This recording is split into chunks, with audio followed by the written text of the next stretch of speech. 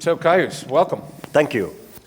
So let me share a little bit about Kaius's background. You started out as a journalist, as I recall, working for YLE, the television and radio broadcaster. Yeah, the state-owned one. Yeah.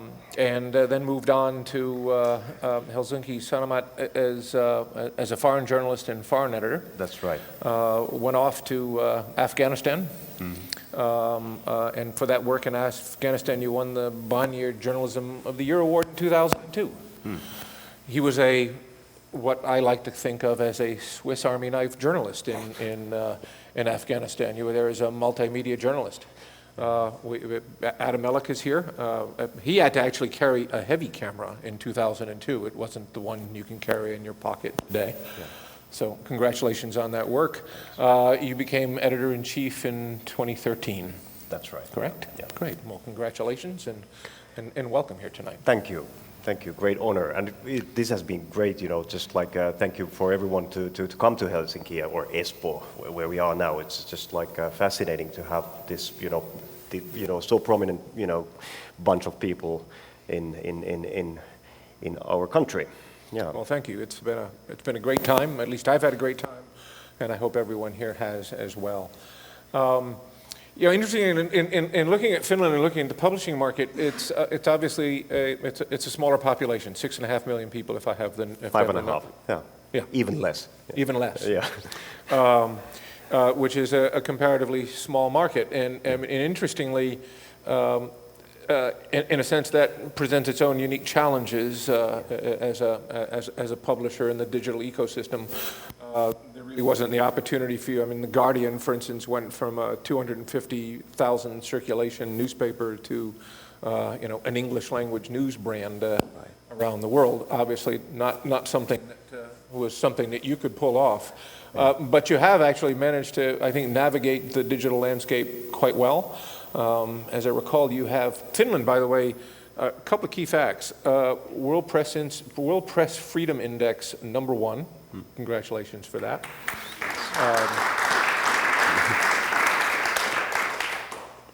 Percentage of population subscribing to a newspaper, 14%, which I think is among also the world's highest. Yeah, online news. Online. Yeah, paying for the online news. Yeah. And indeed, I believe something like more than 50% of your subscribers are indeed digital. Yeah, Great. free willingly. Yeah. Paying extra for the digital. Yeah.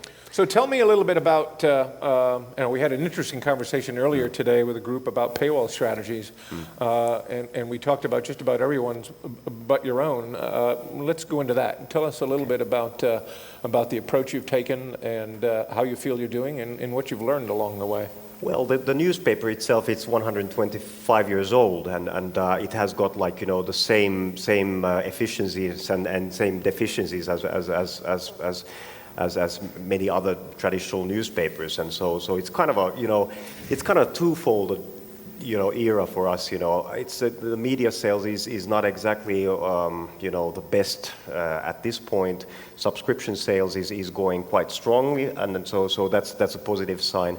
We are getting more digital, and we are seeking a kind of a full-fledged digital first strategy. But of course, that's easier to say than to be able to implement. But the good part is that we have an editorial office which consists of about 280 journalists.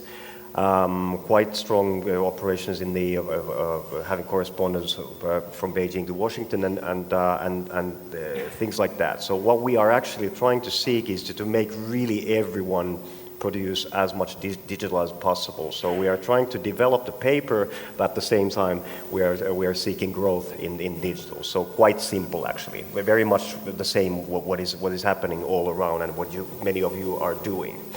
The thing is that the Finnish, media market is consisting the top 5 in sites in Finland, if we're not counting Facebook and Google, are pretty much traditional media brands, and so 5 of those top brands are actually only one of those is asking money for the content, and that's us. And so news is pretty much a commodity. So you get like, news for free from everywhere. So, nothing really special on that. It's pretty much the same everywhere. But the news is there, so you'll get the news. So for us, the biggest challenge is now to differentiate our content from those competitors that are actually delivering the news for free. And that's an interesting game. And I am actually very optimistic about it. Well, tell me in that regard, since, again, you're competing against free offerings and you're actually seeing some success with the paywall. So how are you differentiating? Well, I think, now when we're talking about the data journalism part, very often people are thinking about Snowfall type of really nicely put, fantastic single shot articles and visualization. Our strategy is merely like, to concentrate that every single person inside the editorial room can actually do data journalism and can implement visualizations and so forth. So we're really trying to get this going, as largely as possible, because we think that because the one-shots are important brand-wisely, but then at the same time, if we're thinking about 150 articles that are being produced per day online and mobile, we need to be really different from the others. And of course, it consists of the way of thinking of the angle and putting a lot of analysis and so forth, but also thinking of that if formerly the Helsingin Sanomat stories were read, we are thinking that nowadays Helsingin Sanomat stories should be experienced. So, and that's the way you do it. So putting a lot of interactivity inside the articles, putting a lot of multimedia, and then very strong texts and very strong analysis basis, which is actually completely doable and viable. Mm-hmm. Excellent. And as I recall, are you doing some bundling as well with the paywall approach? Yeah. Well, we are on a metered paywall system where our site we are offering 5 articles for free, but at the same time on the iPads and tablets we are actually like having a hard paywall. So if you want to get inside the HS content, you really need to pay, and that has been quite successful because we're not only like handing over the newspaper of the PDF versions or the normal things, but we're trying to build inside the app a bigger and larger portfolio of the things that can be read. And so we are doing kind of a special mini magazines, that are consisting, stories or topics that has been kind of reusing the articles and putting them together on interesting issues. We're also bundling like magazines that are being produced inside the company. We're also handing over 200 different books, by a book publisher all around Finland. And asking for extra money to do that. Now, somebody would argue that it's, if you're getting too, as a service level, you'll get too complicated, then people might, get a little bit fuzzy about it. Now, what we are seeing is that it actually, there is an appeal, what comes to the customers, that people actually are reading, for instance, the books and so forth. So every single book we tried at the first place, putting inside our application, was the most read ebook in Finland, because we already had the traffic, and for instance, Kindle is not big in Finland. It's like so we can do things like that. We are also entering the platform game, so we're syndicating the platform to other media houses and so forth, because the fun part in the platform is that it's actually given the possibility to be creative. So if another media house, it's not only like about doing a new skin on the application and putting your newspapers in and so forth, but it's a kind of an agile way of doing new business models inside it. So we're actually quite enthusiastic about it. Well, in fact, as I looked at that, it seems like you're doing some interesting things in terms of exploring brand extensions. Yeah. Right, which is I think so crucial. One thing I've often noted with publishers is this is such a dramatically different ecosystem that you can't simply look at it and say, well, how do I transfer, the Denver Post to the digital environment and all is good. In fact, I tend to think of transformation in that regard as a four-letter word, because what it tends to mean is that the organization is making compromises along the way, that you really need to be looking at the new ecosystem and the new marketplace in a completely unique way. And you're experimenting with some of that. In fact, you have a brand called NYT, not the New York Times. NYT in Finnish, I believe, is now. Now. Newt. Yes. And not spelled NYT, spelled NYT, but not exactly. pronounced NYT. They did well. I can figure this out. I'm learning Finnish really quickly. Somebody earlier was joking at me, and they referred to your newspaper as the Helsingin Sonomat. And I went, no, it's not a coin-operated sauna, it's a Sonomat. Somebody told me we have the Sonoma house. Somebody are describing it as a Sodoma house, but that's a bad joke, isn't it? In fact, I had lunch at Sonoma House the other day, and we had lunch in the sauna. Well, actually, in what had been a sauna and was now an executive conference room. Right. So in any case, I divert. Okay. Blame the jet lag. Yeah. Okay. No, you're doing so let's talk about the brand extension, because you're focusing on a young demographic. In fact, I believe the term you used was the Finnish Vice. So Yeah. how are you looking at that? How are you building it? Well, I'm a great fan of Vice, and of, what we did actually was there was in 1995 there was this, Newt supplement was established, and it was kind of a giving, like delivering heroin to youngsters, to get them as a subscribers for the newspaper. But of course, like that's 20 years ago, and so we just what we did was really a new digital angle for this Nyt.fi. And it's it's all about having right people on the right places. So just like one news editor, Jussi, who is working at the editorial room, I just hand him over the Nyt.fi, and I told him just reinvent the Nyt, not exactly on desktop, but in mobile, where all the young guys are. And he has done a really great job, and now it's 5 times larger, within 1 year. And it used to be sort of like more metropolitan and city oriented. Now we are getting really national, and now the angle is of course just to push as much video as possible. But it's a clever site. It's kind of it's not about it's entertaining, it's fun, but at the same time it's just it's also tackling issues like politics and important issues. But just like transposing a little bit, the voice is important, and so a lot of videos, a lot of other stuff which is important, and that's a startup. That's a startup within the editorial room. And now we're getting into the subject when I really get enthusiastic about, because now the Nyt.fi is being done by 3 persons, and we're not really putting a lot of resources on doing that. But these guys who are really owning the site, they just want to make everything, to make it more successful and so forth.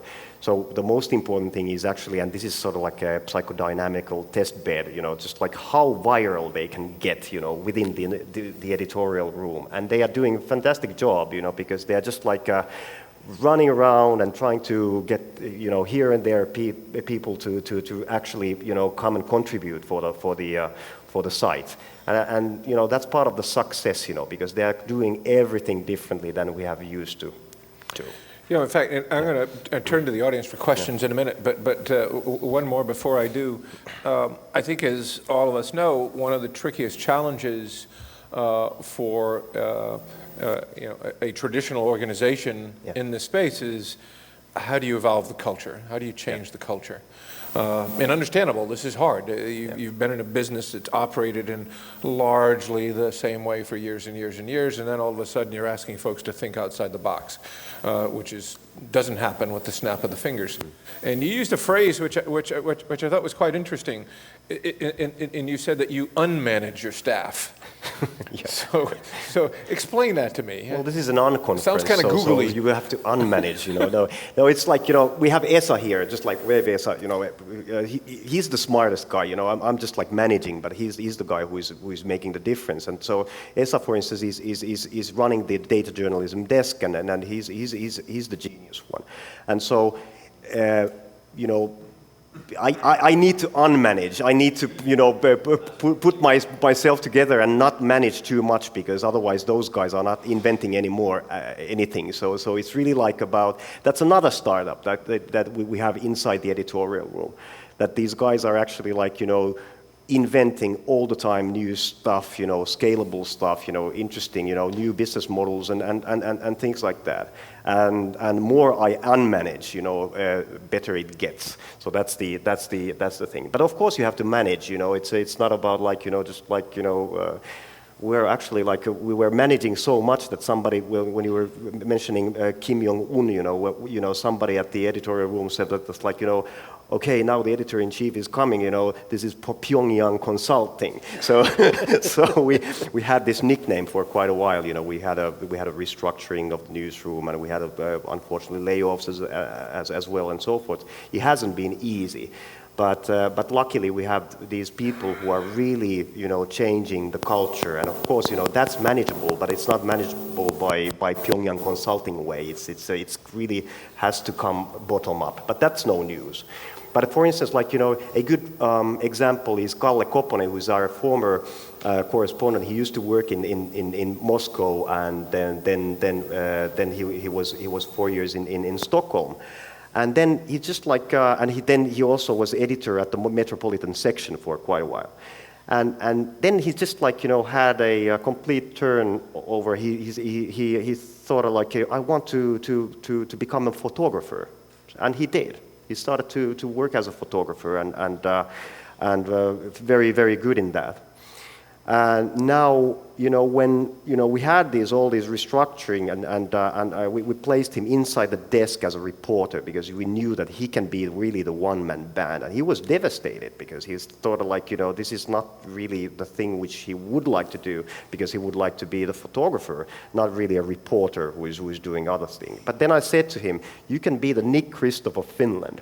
Why not? Why not, Kalle? Because you know how to write, you know how to make videos.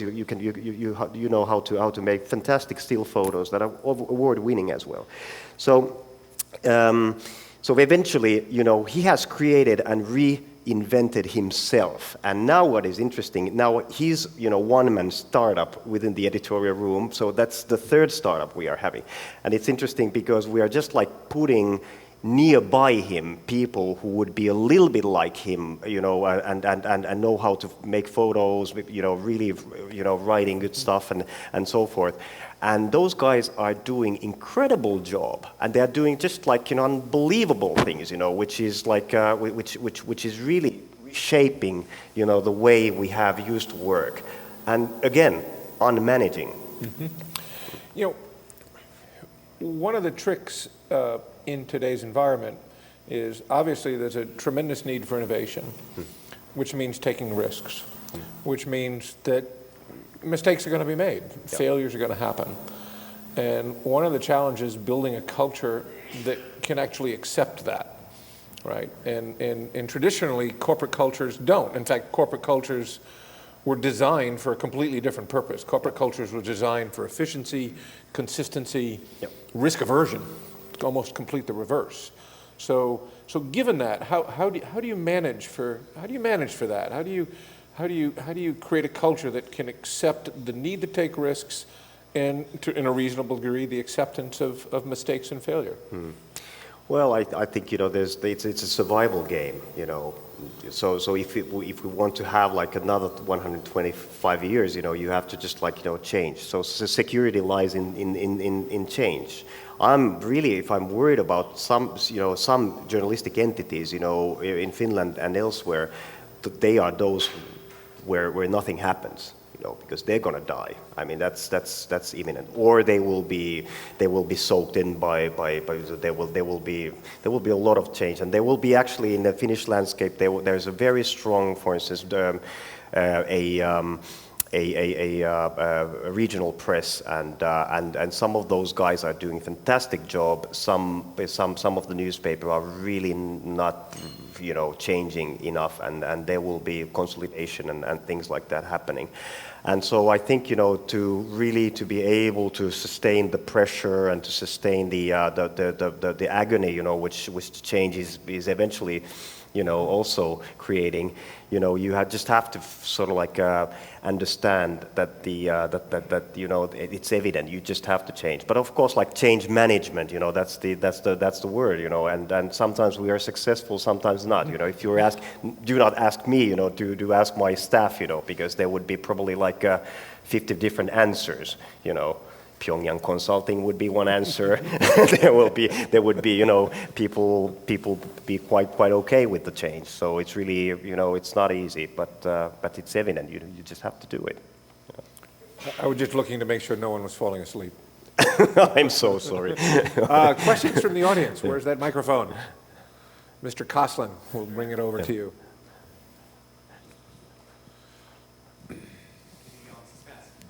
Thank you. So if you look at Finland's national experience with digital news overall, the dynamics, the lessons, what do you feel are the biggest pieces of advice that you would give to other countries in Europe or beyond that are trying to chart their own course forward with digital news? Well, I don't know. It's just like I would say that we have been quite lucky because the newspapers are being on the subscription sale business, really, like, and home delivered news. That's pretty much the baseline. So that really brings us a little bit more opportunity because there's like a strong customer base. We have the knowledge who is subscribing and so forth, and it's easier to sell them, digital subscription and so forth. And then, it's also a small language base, which is both good and bad.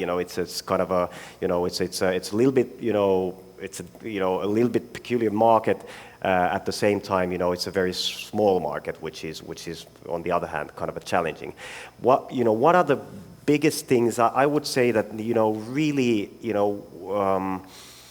I think the whole newspaper industry and also linear television that are running like on online operations, they should people should really concentrate on the content.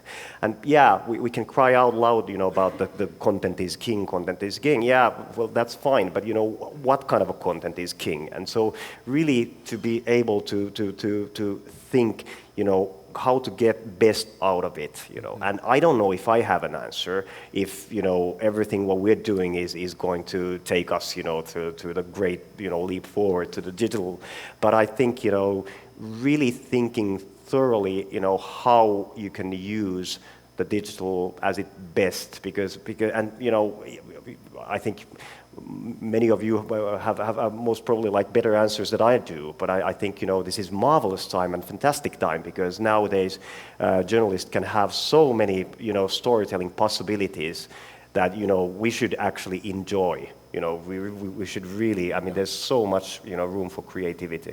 Yeah. Next question. And while waiting for that question, by the way, Kaius is a virtuoso accordion player. And I say that as all sincerely, because unless you've heard the accordion played by a virtuoso, you're not really hearing the same instrument. And you don't have it with you tonight. No. Otherwise, I would have you end our session. You would have kicked me out, because it's crazy. It's kind of a punkish, way of punkish accordion. God, all right, even more tempting. Yeah. So, given that Scandinavia has led in mobile back from the 90s with the transition to digital and everything, did that mean that media got a head start on mobile over other countries, or are you going through the same transition and change up that other countries are? That's a very good question. What happened? Actually the opposite, because when Nokia started to lag behind, the Finnish mobile market was actually lagging behind, for a year and a half. It meant that really, because Nokia was unable to deliver like good new type of handhelds, it means also that that really we were doing mobile sites which were pretty crappy, for quite some time. And I think, it was actually interesting that it also gave us possibility to benchmark and learn from, other markets, and for instance, even from Sweden or in the UK or in the Central Europe, even from Sweden. Well, that's... I can't believe that I said that. Yeah, I learned at dinner that Christ's there's sake. a Finnish-Swedish thing that's going on. Yeah, but then now I think we're getting into the same level. It's skyrocketing as everywhere else. The page views and so forth. It's like, but we're still on a learning curve. But but there's like what was left from the Nokia cluster is a quite strong ICT capacity, and now what we're seeing evolving is the, I don't know if you have heard about the slush startup community, which is getting more international. That's really interesting. And so there's like loads of young people who are just like having all these ideas, and it's getting like more interconnected with other countries and from Asia to the States. And so I'm actually there will be no new Nokia and no kind of as such a big company from on the ICT field, but at the same time we can see that there's like new stuff emerging, and now the good question is like how the media corporations such as Sonomat could actually connect with these young guys who are extremely talented and innovative. So, well, thank you. I'm going to wrap up with one question. Given this very different ecosystem, what about it excites you, and what about it terrifies you? Well, let's start from the terrifying effect. I am terrified if our strategy is not working, and I'm terrified about the fact that if there's like if we are not able to really get if we're just like seeking the compensatory return that that we are really looking forward for the growth, that if we are finding ourselves in the situation that there's like that we are not like doing enough, so really I think what you are doing and what you're not doing these days is as active, active choices as possible. Also, if you are not like really, the most terrifying thing is that I'm not getting it now. I'm not like really getting what I should do or what we should do at this point, because it's gonna hurt otherwise. So that's the thing. What I'm really enthusiastic about is that we are having a fantastic, editorial staff. We have good time with them. They are very, very creative, and they're doing fantastic journalism, which is the most important thing, of course. Great. Well, thank you very much for sharing your thoughts with us. Thank you. Really appreciate it. Great fun.